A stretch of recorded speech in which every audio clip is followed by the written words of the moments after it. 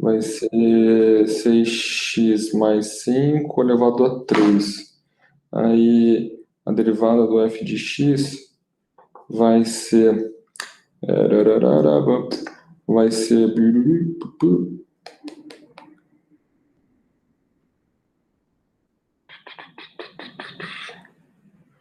Vai ser... Eu não posso fazer isso.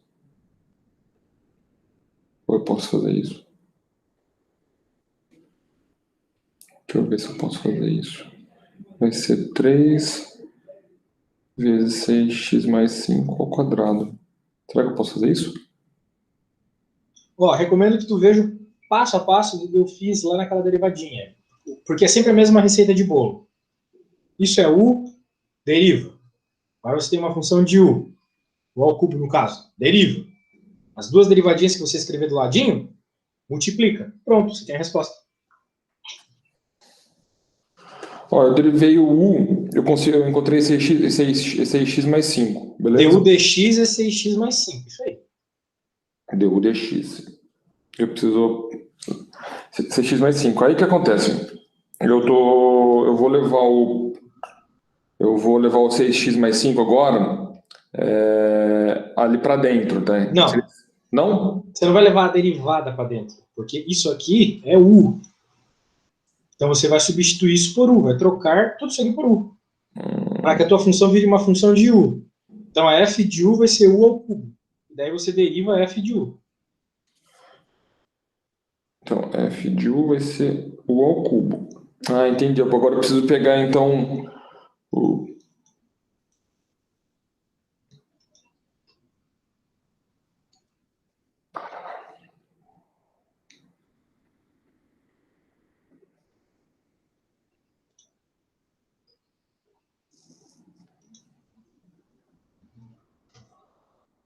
Cara, desculpa, o meu pensamento travou aqui. Bom, eu faço, tu faz o próximo. Isso é horroroso, não consigo derivar isso. Se isso aqui tudo fosse u, eu conseguiria. Então eu vou chamar tudo que está feio aqui de u. E eu sei que didaticamente é interessante eu já escrever du dx, que é o tal do 6x mais 5. Beleza. Muito bem, então a minha função f de x agora é uma f de u. Eu faço isso porque eu consigo derivar uma f de u. O ao cubo eu sei qual é a derivada. Então a derivada de f em função de u, ou seja, df du, é igual a 3u ao quadrado, certo? Beleza. Passo 3 para fora, 3 menos 1 ali. Só que eu não quero nem df du e nem du dx. Eu quero df dx. Eu quero a derivada disso em função de x.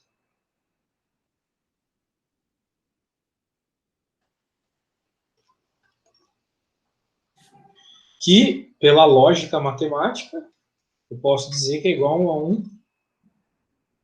df du vezes 1 du dx. E eu cortaria e encontraria justamente o df dx, que é o que eu quero. Só que agora, então, eu vou simplesmente copiar as coisas que eu acabei de obter nas minhas derivadas. Não entendi. E multiplicá-las.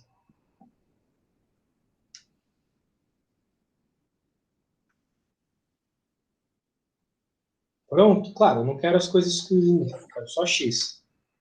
Então, eu vou ter, no fim das contas, simplesmente substituindo, o cálculo acabou aqui, agora é só substituição. Era 3x ao quadrado, mais 5x, e a constante era 1. Só que tudo isso é elevado a 2, esse 2 aqui, multiplica 6x, mais 5. Pronto, aí é derivado. Entendeu? Ok. Substitui, deriva, e chama de u deriva, substitui deriva, multiplica as derivadas. Não, tranquilo. Agora eu passei um WD-40 aqui no cerebelo. Essas gírias aí do mercado eu ainda não entendo. Vamos lá. Agora Cara, você sabe que assim, no mercado financeiro 95% dos problemas que você resolve, você depende de equações básicas, tá? E aí tem uma galerinha aí maluca que cai pro quant, né? Mundo quantitativo e tal, que hoje é pequeno, tá? Mas a tendência é crescer, que aí de fato usa coisas mais rebuscadas, que é o que eu tô procurando, essa cerne que eu procurei para mim, entendeu? E aí por isso que eu tô voltando no basicão aqui da matemática para conseguir resolver, cumprir esse meu desafio pessoal, entendeu? Mas sabe que no mercado, cara, você precisa saber mais ou menos divisão e exponenciação. Isso aí resolve 95% dos problemas. Tem que saber usar os sitezinhos lá também. Eu pego aquele TradingView para usar lá, não consigo tirar uma Fibonacci daquela porcaria. O TradingView? Eu só vejo os caras usando na internet, mas eu não consigo. Ah, mas esses caras que ficam tradando para ganhar 1% por dia e tal, isso daí, cara, não vale a pena não, cara. Eu sei, day trade é uma merda. Mas análise técnica é muito ruim. Mas às vezes bate, cara. Tipo, que nem eu acompanho bastante o gráfico do Bitcoin, pô, ele sempre segura na EMA 12 lá, as médias móveis, né? Isso. Você sabe que as médias móveis, é engraçado, né? A gente também olha as médias móveis por aqui, mas o mercado de fato respeita as médias móveis. Aí eu não sei se o respeito é porque as pessoas acreditam tanto que o mercado, quando bate uma média móvel, às vezes ela demora para romper, mas eu não sei se não sei se o mercado é muito irracional, né? Sim, claro, Não dá para tu tentar quantificar a ação humana. Mas de verdade o mercado tende a respeitar as médias móveis, sim, assim. Sim. Quando quebram uma média móvel longa, aí é um bom indicador. Sim. Acho que tem muito a ver com a questão do número natural lá, né? Porque aquelas Fibonacci é tudo baseado no número que aparece em todos os processos da natureza. Uhum. Não só no mercado, obviamente, mas até no raio das galáxias, nas pétalas de flores. Então, eu, obviamente, sou novo na área, mas de matemática eu entendo um pouco. Eu vejo que tudo é moldado baseado nesse número. Até eu achar uma mulher bonita tem a ver com esse número, sabe? Então, talvez, naturalmente, eu olho para os números ali das criptos que eu compro, subindo e descendo, e tem um número que mexe comigo. E é ali que eu quero vender, entendeu? Uhum. Eu acho que tem um pouco a ver com isso também. Pode ser. E essa sensação, aí, claro, já estou especulando, né? Até meio sendo místico. Essa sensação vem da questão da simetria do número natural lá, né? Pois é, às vezes é um número natural implícito ali que ele natural, assim, sem eu perceber, já mexe comigo, entendeu? Naturalmente ele mexe com você, com seus instintos mais irracionais de tomar decisão. Exatamente, eu acho que isso. Pode ser. Pode ser. A gente aqui faz gestão de fundo, mas com análise mais fundamentalista, né? E aí a gente se apoia em análise técnica, né? Só para dar algumas confirmações do que a gente estuda, né? Para ter bons pontos de entrada, né? Coisas assim. E eu tô indo para um mundo mais quant por desafio mesmo, meu. Legal. Qual empresa tu trabalha? Kairos Capital. Eu sou sócio aqui de uma gestora de investimento. Ah, legal. Fui sócio da IPU, não sei se você conhece a IPU no Investimentos. Não. Eles são gestoras de fundo multimercado. Deixei de ter mentalidade de professor há pouco tempo. Só agora eu quero ganhar. Há pouco tempo eu estou querendo ganhar dinheiro de verdade. Não, tô entendendo. Então agora que eu tô aprendendo. É que você deve ser novo ainda. Você tem quantos anos? Acabei de fazer 30. Você é novo ainda. Eu tô mais tiozão e tô remando aqui na matemática básica ainda. Vamos juntar aí, tu me faz aprender a ganhar dinheiro, eu te faço aprender a matemática. Demorou. Qual é a dica para tu resolver isso aqui? Tem uma raiz e tem um negócio ao quadrado. Parece feio, só que se tu parar para pensar, né, tem uma regra que eu te ensinei recentemente, né? Uhum. Quando você tem um caso desse com M, ou melhor, N aqui e M aqui, é igual a M dividido por N. Uhum. Então, não consegue deixar esse carinha todo sobre uma mesma fração. Uhum. Então, cara, eu vou tirar um negocinho ali do óleo e já volto em menos de um minuto. Falou.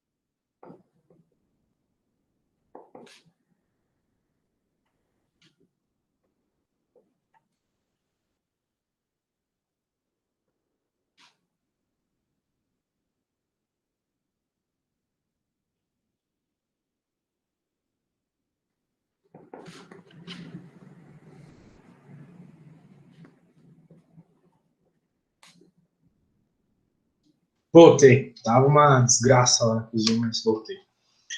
Vocês aí na empresa de vocês só trabalham com B3? Não, a gente investe no Brasil, nos Estados Unidos, Europa, Ásia, mundo todo. É um fundo macro global. Ô, louco. A gente estuda bastante o que vai acontecer com a economia e a gente tenta encontrar os melhores cavalos aí para surfar aí o que a gente espera que vai acontecer com a economia. Então, por exemplo, se a gente acha que a gente tem achado que a economia, desde a pandemia, foi hiperestimulada por estímulos fiscais no mundo todo, por todos os bancos centrais, a gente acha que, pô, a economia vai bombar, mas melhor tá em juros, melhor tá em câmbio, melhor tá em bolsa. Aí a gente escolhe a primeira classe e depois dentro da classe a gente vê se é melhor estar dentro de juros, se é melhor estar no juros curtinho, no juros longo, se a gente vai fazer via mercado futuro, opções. Entendi. Essa inflação maluca lá nos Estados Unidos está tenso, né? Tipo, o cara, Então, ano passado que não era tão inflação quanto esse, eles dobraram a quantidade de dólar dos Estados Unidos. Né? né? Ano passado, só ano passado, eles fizeram o dobro de, assim, tinha uma quantidade de dólar até 2020. A Eles partir de dobraram o balanço. 2020 dobrou, né? Eles dobraram o balanço porque eles metiram dívida e deram dinheiro pro povo, né? Via assistencialismo, como a gente fez aqui também. Sim, a gente acompanha, né? Todos os bancos centrais acompanham. E aí quando você faz isso, você enfraquece a moeda, porque você tem mais moeda no mercado, o dólar se enfraqueceu muito, né? Sim, claro. E isso gera inflação. Agora, com aumento de juros, com aumento de inflação, o Banco Central americano naturalmente pretende subir os juros. Aí, se ele sobe os juros, ele puxa o investimento do mundo todo para dentro dos Estados Unidos, porque todo mundo quer juros alto americano. Então, tem essas jogadas aí de você tentar entender em que momento você. Porque a economia é um ciclo, né? É um ciclo. Então, a gente estava na crise num ciclo de baixa, aí, pô, teve uma injeção de liquidez enorme no mundo, a gente está aqui, né? Vai chegar no momento que a gente vai chegar lá no pico, aí depois os bancos centrais apertam o cinto, aí dá uma caída. Se eles não quiserem continuar imprimindo loucamente, né? Porque é o que me parece, a parte econômica do Biden lá, pelo menos, é bem inflacionária, assim. Ele está vindo com um pacote de infraestrutura aí gigante, gigante. Doideira. Eu estudo economia por conta, assim, há uns 2, 3 anos. Eu já devo ter resumido uns 50 livros de economia nos últimos 2, 3 anos aí. E uma coisa que eles citam bastante, né, é o efeito Cantillon. que é o fato de quando tu imprime dinheiro, os amigos do rei, né, vamos dizer assim, eles se dão bem nessa história, porque, vamos dizer assim, a informação da impressão não chega nas pessoas ao mesmo tempo, né? Então, digamos que tem apenas R$ 100 no Brasil agora. Se o governo vai lá e imprime mais 100, o povo ainda está com uma economia adaptada a ter só R$ 100. Mas o cara ali tem mais 100, então ele vai e vai comprar. É isso Como aí. se valesse os mesmos 100 de antes, mas agora no Brasil tem 200. Então, o cara que pegou o dinheiro primeiro se deu bem. Só que quem vai receber lá no final, né, no caso são os assalariados, eles acabam já pegando com o preço inflacionado, né? É verdade. É o tal do efeito Cantillon. Quem dizia isso era o Mises.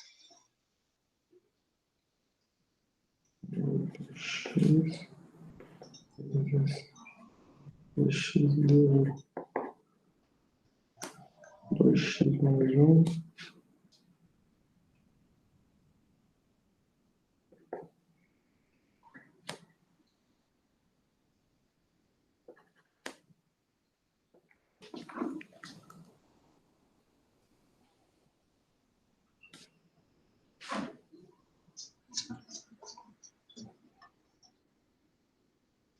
Daí eu sou professor, né?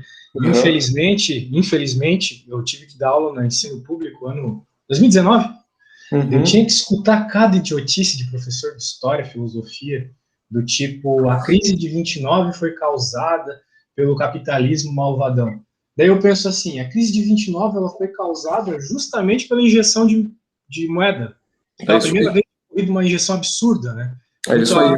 Muito a ver com o fato de estar perdendo, naquela época começou a perder-se o lastro em ouro, né, da moeda nos Estados Né? Unidos. Daí os E caras me dizem, foi por causa do capitalismo. Porra, foi justamente pelo contrário. Foi por causa da ação do Estado na economia.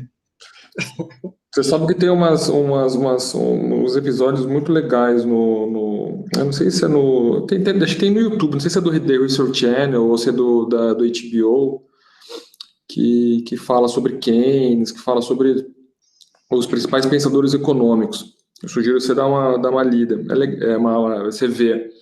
Ele fala justamente sobre isso, sobre o keynesianismo, que foi bem nessa época, um pouquinho antes ali na Primeira Guerra Mundial também, o que aconteceu, principalmente com a Alemanha, né? E Sim, inflação. por que que a Alemanha foi para a guerra. É bem legal, cara. É bem bacana. Sim, massa, massa. Como eu te falei, né, eu estudei bastante isso aí. Eu até tenho um livro, assim, que eu estudo praticamente só a escola austríaca de economia, né? Daí Muito tem um livro legal. deles bem resumido, que resume bem o que aconteceu naquela época, do Murray Rothbard, que é o Uhum. que o dinheiro fez, o que o governo fez com o nosso dinheiro. Ele conta toda a história da desvalorização da moeda fiduciária, sabe? Ele começa falando que o ouro, né? Ele começa lá no Império Romano, na verdade. Uhum. Que no Império Romano tinha as moedinhas de ouro, só que com o tempo o governo foi pensando que, se eu quiser, eu pego e clipo a moeda, né? Eles iam tirando Uhum. partes do ouro para criar mais moeda para eles. Isso gerou inflação, né? De uma forma bem mais lenta do que hoje em dia. Hoje em dia tu clica no computador, tu gera mais trilhões de reais lá. Só que isso foi um dos elementos que causou o fim do Império Romano. E ele mostra como todos os países eles acabam um momento ou outro nessa situação, sabe? E isso acaba destruindo a economia deles. A Alemanha do pré-Segunda Guerra foi pós-Segunda Guerra, né? Foi assim. Eles tiveram que imprimir tanto dinheiro para pagar os custos da guerra que a galera tinha que levar carrinhos de moeda para comprar um pão. Eles foram obrigados, na verdade, né? A Europa jogou essa dívida nas costas deles, assim, moral, né?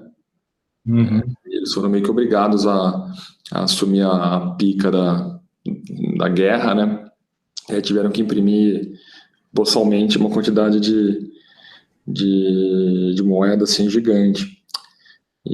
Mas é legal, cara. Que bom. Eu fiquei feliz que você se interessou mais pela escola austríaca. Os outros é papo. É bom olhar é sempre bom olhar todos os lados assim, né? A escola austríaca é a escola mais austera, a escola mais voltadas aí para o pensamento mais liberal, né? Mas assim, eu gosto sempre de olhar, de ler todo mundo para saber exatamente como é que as pessoas pensam, né? Sim, sim. O complicado é que a gente, às vezes, não tem tempo, né, para ver tudo. Pelo menos não tão bem quanto aquilo que tu gosta, né? Tipo, se eu fosse ler todos esses marxistas, aí, além de vomitar um pouco, eu ia perder muito tempo, né? E a gente, quando estuda, né, quando a gente estuda, né, a maioria dos professores são professores mais conservadores, assim, então provavelmente qualquer coisa que a gente leia diferente do que eles acreditam, tudo é uma grande porcaria, e na verdade não é, né? Sim. Não é. Sim, sim. Quer Outro ver, cara ó, muito bom é o Thomas Sowell, não sei se tu conhece, da Escola de Chicago. Ele. conheço, opa. Bom demais. Fez aí? Ó, o que eu fiz? Eu reescrevi a equação raiz cúbica de x quadrado mais 2 elevado ao quadrado como x quadrado mais x elevado a 2 terços. Perfeito. Aí eu chamei o x quadrado mais x de u. Perfeito. Aí eu encontrei o du dx, que é 2x mais 1. Perfeito. Aí, olhando para a equação f de x, que é igual a u elevado a 2 terços, eu encontrei de novo o du dx. Desculpa, o dx du. Uhum. DXDU? Não, o que tu vai encontrar é DFDU, tá? Desculpa. df-du. Isso.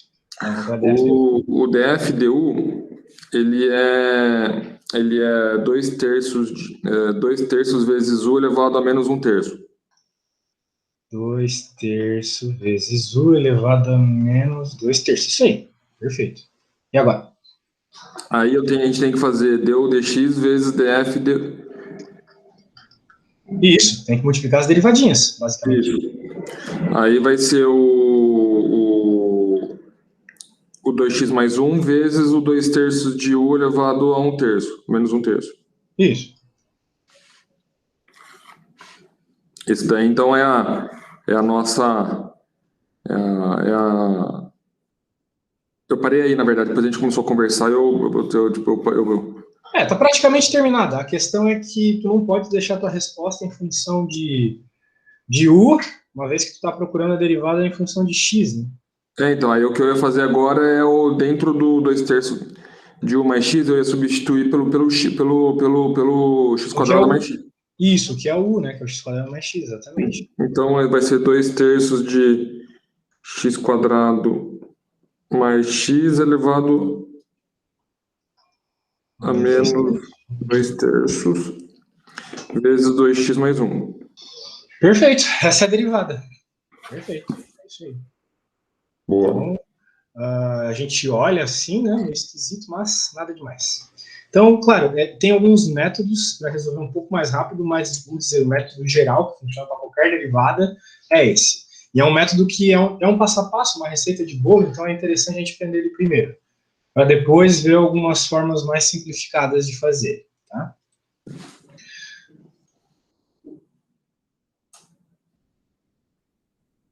Beleza, vamos voltar aqui. Agora, às vezes, e é muito triste quando isso acontece, uma substituição apenas não é o suficiente. E acontece com alguma frequência isso. Tipo, por exemplo, isso aqui. Eu olho para esse carinha e penso assim. Eu poderia pensar por dois pontos de vista, né? Num primeiro momento, ignorando que tem duas raízes, eu chamaria só isso aqui de U, por exemplo. Que está aqui dentro, 2x ao quadrado menos x de U. Ou no caso que ele chama de V, né? Daí você teria a raiz cúbica de raiz de V. E nós ainda não sabemos o que é a raiz cúbica de raiz de V. Não tem como saber isso direito. Então, a gente faz duas substituições. A primeira é o seguinte. Pela própria regra da cadeia, eu sei que a minha derivada da função em x é a derivada dela em u vezes o u dx. Uhum. Só que o próprio u, eu não sei qual é a derivada. Então, eu tenho que fazer o du dx sendo igual ao du dv, dv dx. Então, você vai ter, no caso, 3 multiplicações, né? Você vai ter dy/du, que multiplica du/dv, que multiplica dv/dx. Então, é uma multiplicação bem passo a passo, assim. Tu não tem, de cara, uma substituição que deixe bonita o suficiente para tu utilizar a tabela de derivadas. Então, o que ele faz aqui? Primeiro ele disse que dv/dx, então, é 4x menos 1, que é simplesmente, uma vez que tu chama isso aqui de v, tu deriva, né? Daí, agora você tem a tua du/dv, porque diz que a tua função, então, u é essa raiz do que está aqui dentro. Daí, você deriva isso em v, ou seja, você deriva simplesmente a raiz de v. Você tem isso aqui que você conhece bem, e ainda, para finalizar, né, para tu conseguir escrever aquela multiplicação que eu falei para ti, junta tudo isso, você ainda tem que fazer o dy, né, o dy/dx aqui. Daí, depois você multiplica tudo isso. Aqui eu acho que ele queria dizer dy/du, o livro vacilou, que era dy/du. dy/du vai multiplicar o du/dv, tá aqui, que vai multiplicar o dv/dx, tá aqui. Daí, se você escrever tudo isso que eu acabei de falar, e cortando os u's e os v's, vai sobrar justamente dy/dx, que é o que o problema pede. O problema é essa questão aí. Beleza, eu vou eventualmente fazer um exercício desse hoje, mas eu quero passar pelas outras formas da regra. Essa C é uma regra do produto que vai ter regra da cadeia também.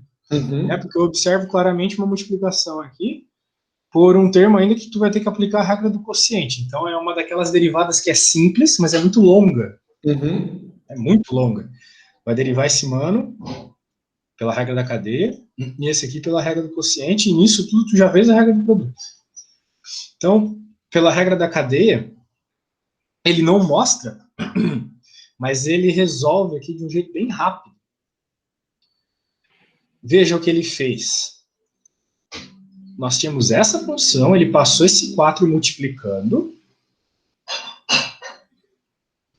e esse 4, por sua vez, vai multiplicar o próprio termo do parênteses, só que com n menos 1, ou seja, 3, vezes a derivada do que está dentro. Esse é um jeito muito rápido de resolver regras da cadeia que envolvem potência. Né? A gente fez do jeito devagar, mas existe esse jeito rápido aqui.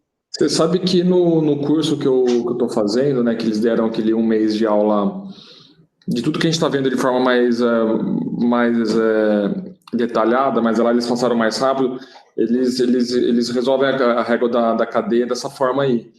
Era o jeito que eu tinha, pelo menos que eu tinha guardado na cabeça. Só que essa regra da cadeia, desse jeito, do jeito que eu acabei de explicar, ela funciona só para polinômios. Nem sempre tu vai ter só polinômios, né? Às vezes você, por exemplo, vai ter funções logarítmicas. Mas o negócio é o seguinte, digamos que você tenha uma função que você consegue escrever como uma outra função elevada a um n, que é o caso aqui. Né? Eu tenho uma g de x, né, que é esse carinha todo, e o n é 4. Tá vendo? Posso pensar dessa forma. Isso aqui é g de x, isso aqui é n. A derivada disso é sempre, pela regra da cadeia, n, g de x, n menos 1, derivada da g de x. Isso aí. Então é um jeito mais rápido, mas só é útil quando você tem polinômios. Não vai ser muito útil quando tu tiver ln, ou seno, ou coisa do gênero. Tá? Não que não dê para usar, só que vai ser mais difícil de visualizar, uma vez que, né, normalmente tu não vai ter uma potência. Então, funções logarítmicas e trigonométricas, essa regra ela não funciona. Ela funcionaria só para quando você tem uma função de polinômios. Tem uma função de polinômios? Se tu conseguir decorar isso aqui, usa. Vai ser bem melhor. Então, é o caso aqui, né? Eu identifico, para esse meu caso, que o problema propôs aqui, g de x como 2x² menos x. E n é 4. Então, simplesmente substituindo as pecinhas do quebra-cabeça, 4, g de x elevado a n menos 1, ou seja, 2x² menos x, 4 menos 1 é 3, vezes a derivada do g de x, que é fácil de ver também, né? É 4x menos 1, certo? Uhum. Isso. Que é a mesma resposta que ele chegou aqui.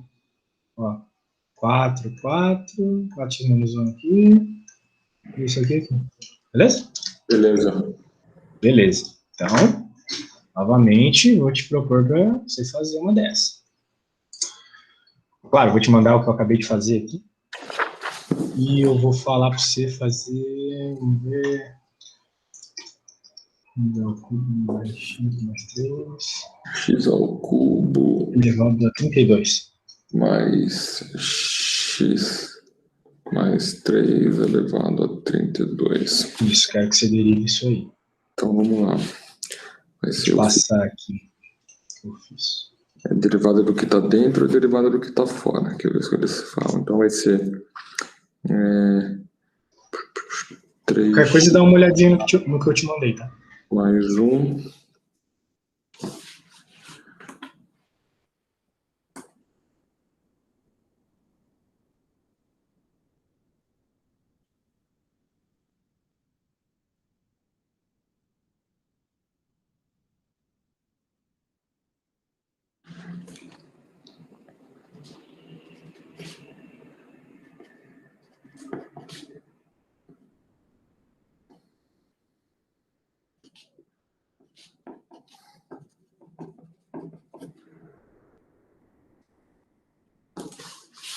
Pronto.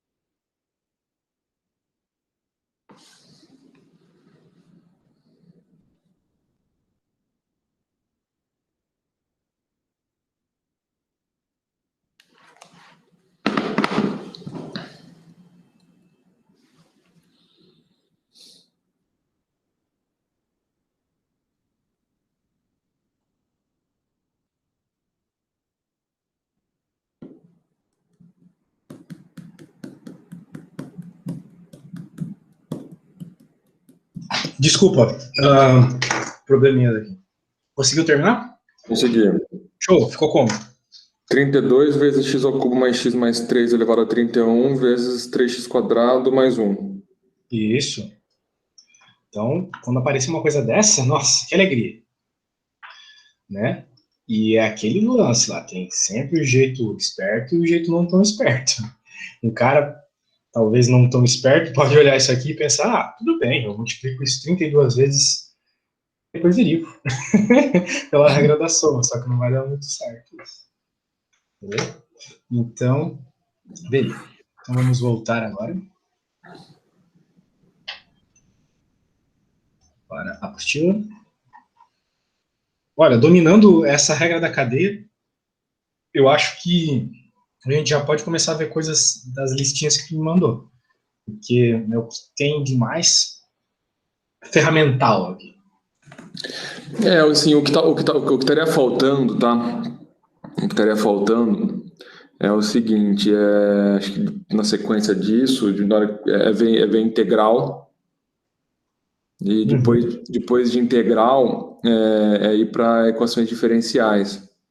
Sim, claro. Eu estava pensando só na parte de derivada. Integral, claro, não tem nada a ver com derivada. Você sabe que eu vou ter uma provinha. se eu não me engano, ela é até... Ela é em agosto. Ela é em agosto. Eu preciso passar a data certinho. E aí o professor deu uma lista de exercícios base aí para a galera treinar para a prova que vai ser com base nisso. Ah, show. Pelo menos os de derivada a gente pode fazer na próxima aula, então. Não, é uns exercícios assim, meio cabeludo, entendeu? Legal. Aí eu queria te passar para a gente eventualmente exercitar em cima disso, sabe? Tu não me mandou esses exercícios aí? Esse daí eles passaram ontem por e-mail. E como a provinha vai ser no final de agosto, eu queria pelo menos fazer um warm-up aí para ver se a gente... Para ver até que ponto eu consigo consigo resolver a prova, entendeu? Claro, claro, claro. Bem, me manda o quanto antes isso para eu ver como utilizar mediante o que a gente já viu. Fechado. Agora eu quero passar umas funções que eu não tenho certeza se tu vai usar ou não, mas acho que sim. Função seno, né? Derivada do seno. Então, na verdade, aqui a gente já chega numa seara onde é interessante eu te mostrar isso aqui. A tabela de derivadas. Que tá no comecinho lá do livro, né? Essa aqui é um pouco mais profunda que aquela do começo do livro.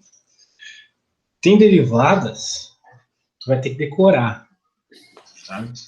E aqui tem as principais. Então, talvez seja interessante saber que existe, que todo mundo usa a tabela, porque encontrar as derivadas por definição não dá. Não. Então, aqui ele diz derivada de um polinômio, que a gente já conversou bastante, derivada de uma multiplicação, ó, regra do produto, derivada de uma divisão. Tranquilo. Pense U e V sendo funções que dependem de x, tá? Uhum. Então, é isso. Então, por isso que toda vez que aparece o linha aqui, é uma derivada em função de x. A derivada de um número elevado a x é isso. Uhum. Veja que tem um ln aqui. Uhum. E a derivada de e elevado a uma função é ele próprio. Ó. É ele próprio.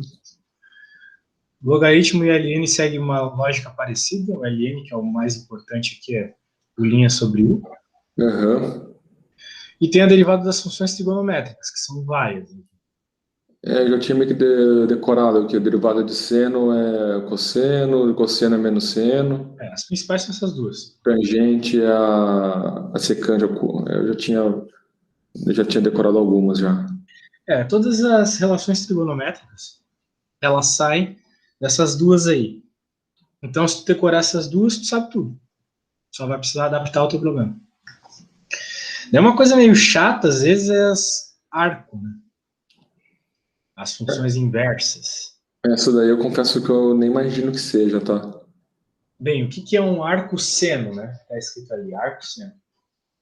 É a função inversa do seno. Então, por exemplo, se você tem um valor, por exemplo, 1/2, e você faz o arco-seno de 1/2, você vai encontrar, quando você usa essa função, arco-seno, você vai encontrar qual é o ângulo que faz o seno dar igual a 1/2.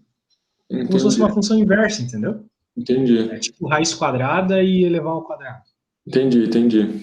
Então, nesse caso que eu falei, o arco-seno de 1/2 seria 30 graus. Então, a resposta de um arco-seno é sempre 1 grau. Uhum. E a lógica é essa. Daí tem alguns aqui e tal. Claro que vai ter uma derivada, uma tabela semelhante para integrais, né? Mas isso aqui é quando a gente chegar lá em integrais. Né? Tem algumas coisas a serem vistas. Principalmente problemas, como resolver problemas com derivadas. Porque até agora a gente só aprendeu a usar a ferramenta. A gente não pôs a mão na massa, na verdade. Né? Como eu falei para ti, a derivada ela tem várias utilidades, né? Em especial em contraponto de máximo e mínimo e taxas de variação. Então, às vezes você tem um problema onde você quer encontrar, sei lá, por exemplo, o tamanho máximo de uma caixa, mediante a uma restrição de tamanho para um dos lados. Ou você quer saber o volume máximo de um cilindro em que o comprimento é igual à altura, algo do gênero. Então, você vai adaptando o seu problema para poder utilizar a derivada. Tá? Então, veja, que não é simplesmente tu resolver uma derivada, tu entender o que está acontecendo ali e utilizar a derivada. Para encontrar o problema que eu pedi. Então, tá. Vamos voltar aqui, que ele vai falar um pouco da obtenção dessas derivadinhas do seno e do cosseno. A gente não precisa se ater a isso. O importante é saber que secante, cossecante, essas coisas, dá para tudo escrever em função de seno e cosseno. Daí aqui ele resolve algumas derivadinhas para essas funções especiais, né? E elevado a x, ln. A ideia é sempre a mesma, né? Tipo, lá na tabela, essa aqui é boa. Nossa, essa aqui não é tão boa assim, mas beleza. Eu não sei o que é a derivada desse monstro aqui. Mas eu sei qual é a derivada de seno, do ln. Desse cara eu também sei qual é a derivada. Então, eu vou fazendo substituições para adaptar o meu problema. Então, se, por exemplo, eu chamar o seno de e na menos 2x de u, eu sei qual é a derivada de ln de u. Show? Beleza. Então, o que ele faz aqui? Ó? Ele chama o que está aqui dentro de u, e então a gente vai ter uma função y igual a ln de u, que lá na tabela eu sei qual é a derivada. Só que, como eu te ensinei, né, uma vez que a gente chama algo de u, a gente tem que derivar. Daí tu tem que derivar isso aqui. Então, meio que derivando de dentro para fora, né? Então, você pode usar a tabela de derivada já, se você entendeu bem a tabela, ela vai te dizer o seguinte, ó. O seno de u, sendo u uma função de x, que é o caso aqui, né? Você tem um e elevado a menos 2x, isso é uma função de x. É uma coisa que depende de x. Então, ele está dizendo que a derivada disso é a derivada do que está dentro, ou seja, a derivada de e elevado a menos 2x, vezes a derivada, quer dizer, desculpa, vezes o cosseno de u, que na prática é a regra da cadeia, tá vendo? Ó, aqui é du dx e aqui é df du, sacou? Na verdade, é a regra da cadeia ali dentro, só que você vai derivando cada um dos... Não sei se é correto falar, mas cada um dos termos, né? Primeiro você deriva ali a primeira partezinha de dentro, depois você deriva o seno da variável lá dentro, e aí o ln do... Exatamente. Então, du dx é a derivada desse cara. Então, é a derivada do que está dentro vezes o cosseno da mesma função. Então, isso aqui, bem, tem na tabela, né? Nada demais.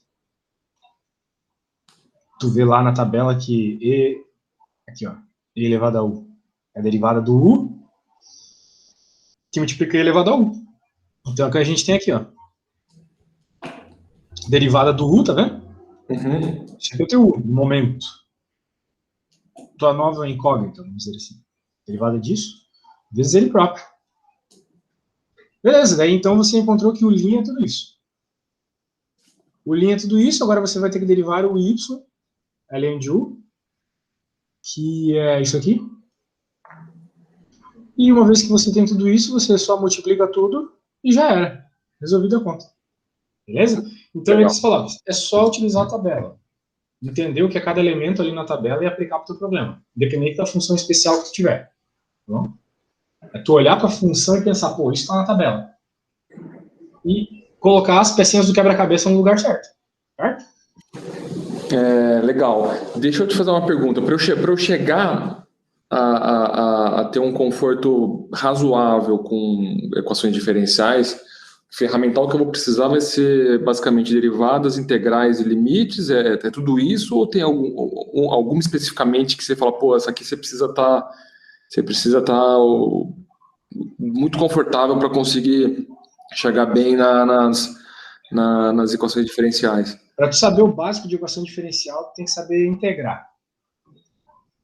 É o básico, integrar que é o meu ferramental básico para isso. Do básico é integrar. Porque uma vez que tu sabe que a integral é a função inversa da derivada, a equação diferencial, como o próprio nome diz, é uma derivada. É um somatório de derivadas. E tu vai adaptar esse teu somatório para que tu consiga integrar dos dois lados. Da mesma forma que às vezes a gente aplica a raiz quadrada dos dois lados, ou eleva ao quadrado dos dois lados, ou Uhum. divide dos dois lados. Numa equação diferencial, a gente vai integrar dos dois lados. Então, a gente tem que aprender a integrar. Só que para Tá. aprender a integrar, tem que aprender a derivar. Não, fechado. Beleza? Então eu preciso estar muito confortável, assim, de tudo que a gente está falando daqui para frente entre derivada futuramente integrais, é o ferramental básico para eu chegar confortavelmente ali nas equações diferenciais, né? Isso, básico do básico, porque eu estou pensando na equação diferencial mais simples que tem, que é que sai por substituição, por Uhum. separação de variáveis, na verdade. Essa é a mais fácil, essa sai por integral. As mais difíceis, né, tu vai precisar de um nível de derivada e de integral mais alto ainda.